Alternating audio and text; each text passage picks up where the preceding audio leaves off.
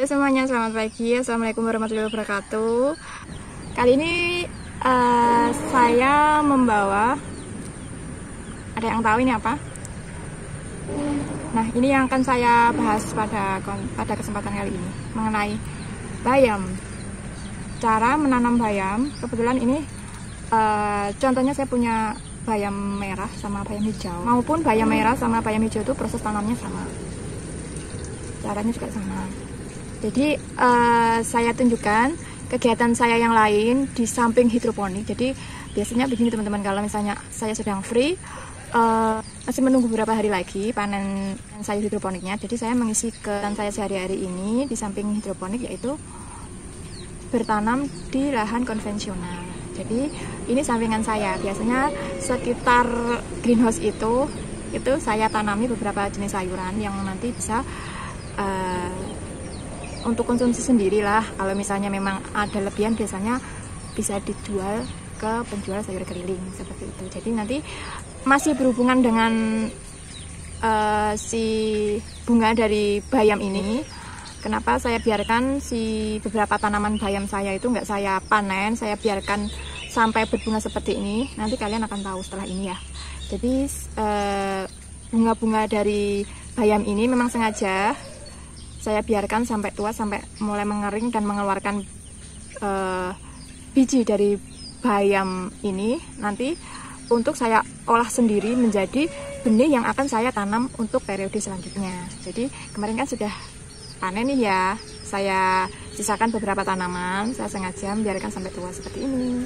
Jadi nanti saya tunjukkan bagaimana cara mengeksekusi atau bagaimana perlakuan untuk si bunga-bunga bayam ini untuk bisa ditanam kembali. Nanti saya tunjukkan ya caranya. Jadi kalau kalian harus tahu nih yang hobi berkebun. Jadi cara ini saya praktekkan untuk benih bawang merah, saya juga eksekusi sendiri.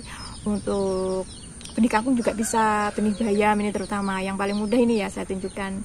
Untuk benih tomat, cabai, ternyata dengan mengolah benih sendiri itu bisa menekan biaya produksi teman-teman. Jadi tonton sampai habis ya video saya ya.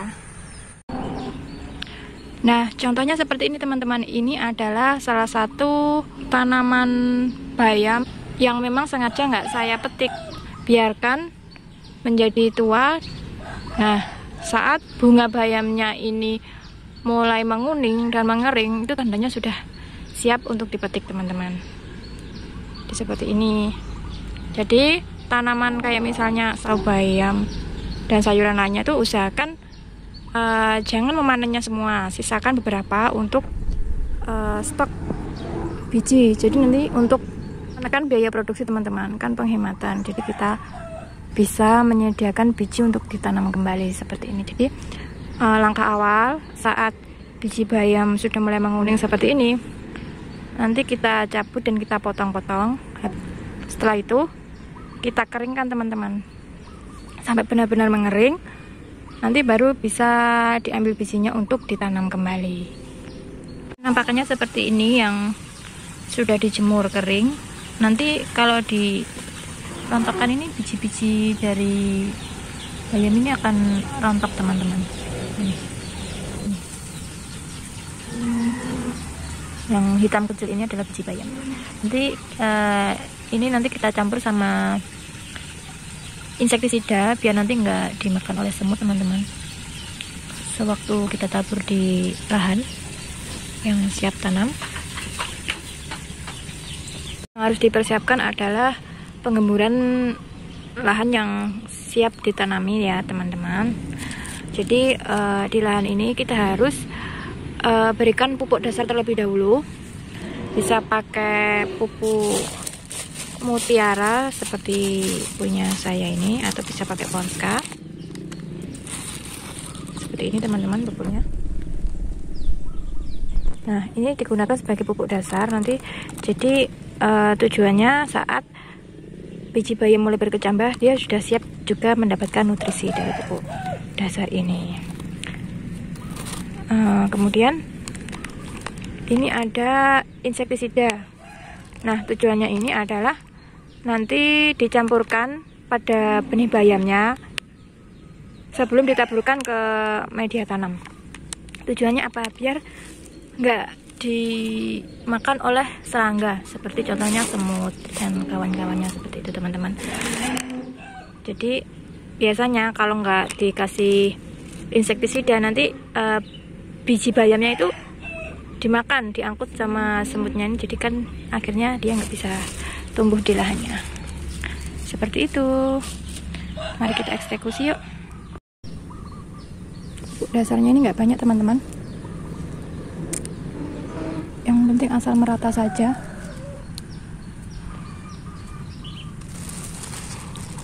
Bisa pakai Ponska ya, Ponska atau Mutiara, atau pupuk organik juga bisa. Ini sih tergantung selera sih kalau pupuk dasar ini. Jadi untuk lahan sekitar 5 kali 80 cm ini biasanya saya pakai cukup 5 sendok saja sudah cukup untuk dasarannya. Bisa ditambah dengan pupuk organik.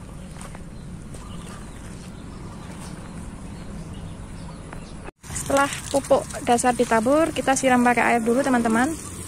Ini tujuannya agar pupuk melebur sama media tanamnya sebelum disebarkan benih bayamnya, biar lembab juga media tanamnya nanti. Nah pertanyaannya, benihnya aja belum disebarkan ke media tanam, kenapa sudah disiram kak? Jadi selain untuk menjaga kelembapan media tanam, juga untuk meleburkan pupuk dasarnya ini, karena biji bayamnya nanti kan dibalur sama bubuk pestisida. Kalau nanti terkena air, ya percuma dong, kan jadi hilang nanti insektisidanya, nggak nambah lagi di benih bayamnya. Jadi biar nggak sia-sia ngasih insektisidanya, kita siram dulu aja media tanamnya sampai benar-benar basah, lembab, baru disebar benih bayamnya yang sudah dibaluri sama insektisida. Jadi tetap nempel di biji bayamnya nanti insektisidanya. Sudah kita remas-remas begini kan, bijinya itu kan jatuh di bawah sini teman-teman. Jadi siap kita balur sama insektisida yang kita tabur di media tanam. Seperti ini teman-teman. Jadi dalam bentuk perbu putih seperti ini, nanti langsung aja kita balurkan dengan benih-benih bayam ini. Seperlunya cukup 1 sendok aja nih, udah terbaluti oleh insektisida, jadi biar aman dari serangga dan sejenisnya.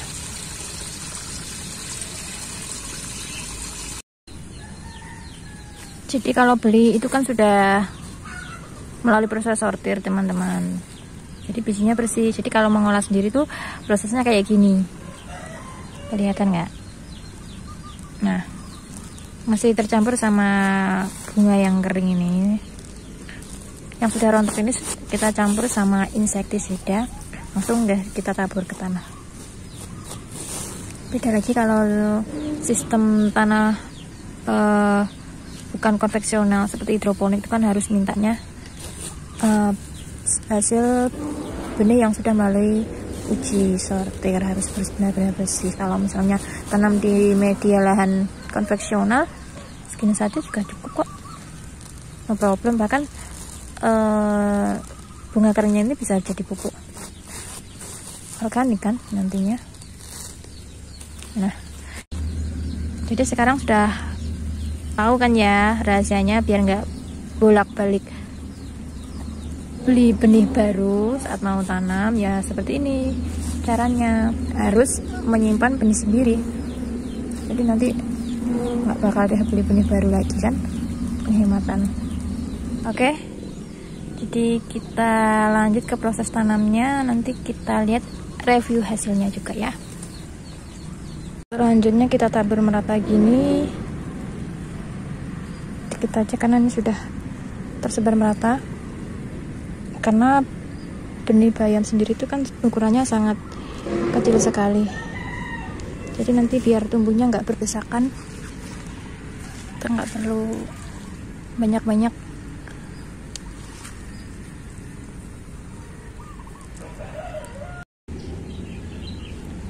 Dan ini reviewnya teman-teman, saya perjelas, saya zoom ya kameranya. Ini adalah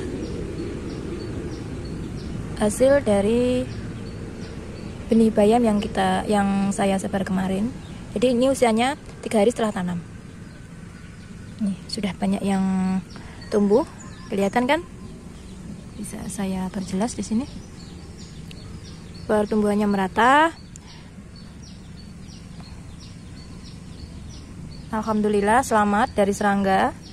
Karena kalau sudah dibawa sama serangga kan nggak mungkin tumbuh teman-teman. Kan dibawa biasanya ke sarangnya semut itu, terus untuk sebagai bahan hidangan untuk para serangga. Jadi efektif lah kalau pakai insektisida itu yang kemarin itu.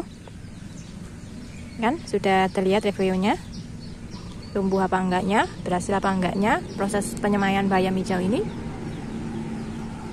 Hasil semaian kemarin ternyata sudah tumbuh di hari ketiga setelah tanam, sudah muncul daunnya juga. Nanti tinggal perawatannya untuk pembesarannya. Jadi untuk pemeliharaannya cukup disiram pagi sama sore aja. Kalaupun musim hujan ya nggak perlu disiram lagi, kan sudah lembab ya tanahnya. Jadi untuk proses pemupukan selanjutnya untuk pendewasaan si bayam ini nanti lanjut di konten selanjutnya ya. Sampai di sini video saya, semoga menginspirasi. Terima kasih yang sudah setia menonton video-video saya. Terima kasih yang sudah like, komen, dan subscribe. Terima kasih juga yang sudah share. Dukungan Anda sangat berarti buat pengembangan channel kami. Sekian dari saya, terima kasih. Wassalamualaikum warahmatullahi wabarakatuh.